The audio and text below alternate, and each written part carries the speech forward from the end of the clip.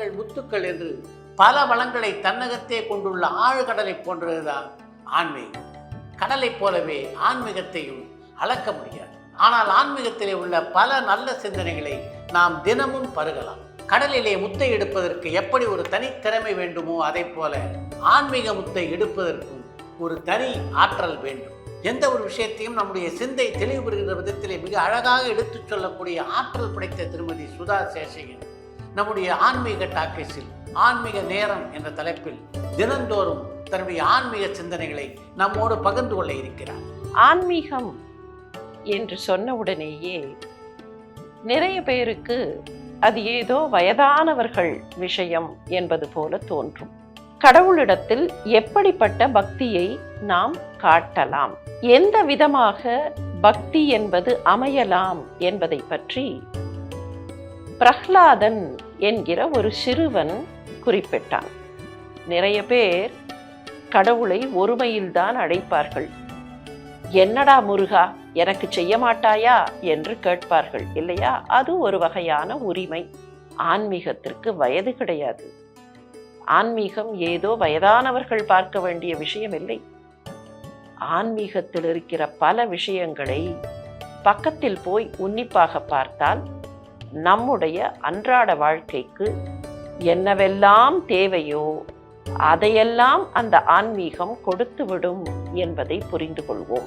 கடவுளை பூஜை பண்ண வேண்டும் என்று ஒருவருக்கு ஆசை வந்தது. ஆனால் அவருக்கு எப்படி பூஜை பண்ணுவது என்று தெரியவில்லை. இப்படி தேடிக்கொண்டே இருக்கும்போது ஒருவர் அவருக்கு வழிகாட்டினார். எனக்கு தெரியாது, ஆனால் அதோ மூலையிலே மரத்தடியிலே ஒருவர் உட்கார்ந்து கொண்டிருக்கிறாரே, அவர்களிடத்தில் போய் கேட்டு பார்த்தால் அவர்கள் சொல்லுவது சரியாக இருக்கும், போய் கேளுங்கள். ராமாயணத்தில் ஒரு வயதான பெண்மணி வருவாள். காட்டிலே வசித்து கொண்டிருப்பாள். அவளுக்கு சபரி என்று பெயர். அந்த பக்கமாக எப்போது ராமன் வருவான் என்று அவள் மாத்திரம் தன்னந்தனியாக வசித்து கொண்டிருப்பாள். அவளுடைய குரு அவளிடத்தில் சொல்லிவிட்டு போயிருப்பார், அவர் வானலோகத்திற்கு போகும்போது இந்த பக்கமாக ராமன் வருவான், அந்த ராமனுக்கு நீ பணிவிடை செய்வாய் என்று சொல்லிவிட்டு போய்விடுவார். ஆனால் பலகாலம் கழித்து அந்த பக்கமாக ராமன் வருகிறான். மகாபாரத யுத்தம் நடக்கப் போகிறது என்கிற நிலை உருவாகிவிட்டது. துவாரகையில்தான் கண்ணனுடைய ஆட்சி, பலராமருடைய ஆட்சி நடந்து கொண்டிருக்கிறது. பலராமர் நேரடியாக யுத்தத்திற்கு வரமாட்டேன் என்று சொல்லிவிட்டார். எனவே இப்போது கண்ணனிடத்தில்தான் அதற்கான துவாரகை அரசாங்கத்தின், துவாரகை ஆட்சியின் பொறுப்பு இருக்கிறது. எனவே கண்ணனை போய் பார்த்தார்கள். கண்ணன் உறங்கிக் கொண்டிருந்தான்.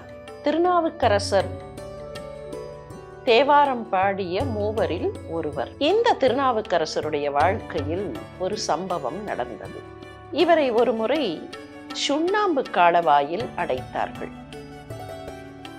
கிராமப்புறங்களிலே வாழ்ந்தவர்களுக்கு சுண்ணாம்பு காலவாய் எப்படி இருக்கும் என்று தெரியும். ஒவ்வொரு நாளும் காலை 6 மணிக்கு இந்த நிகழ்ச்சி ஒளிபரப்பாகும். இந்த ஆன்மீக நேரம் உங்கள் வாழ்க்கைக்கு வழிகாட்டக்கூடிய ஒரு விளக்கு. ஆகவே நிகழ்ச்சியை தவறாமல் கேளுங்கள், உங்களுடைய கருத்துக்களை பதிவிடுங்கள்.